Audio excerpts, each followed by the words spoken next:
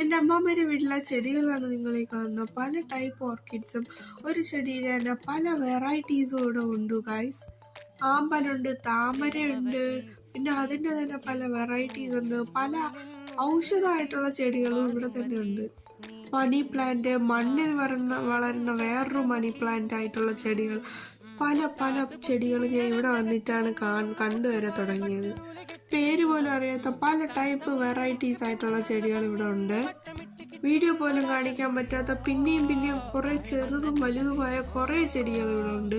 ഇവിടെ ഉള്ളതുകൊണ്ട് നല്ല ഭംഗിയാണ്. ഇവിടെ വയ്ക്കുന്ന ആ ഒരു സ്ഥലത്തിന് പ്രത്യേക ഭംഗി കൊടുക്കും.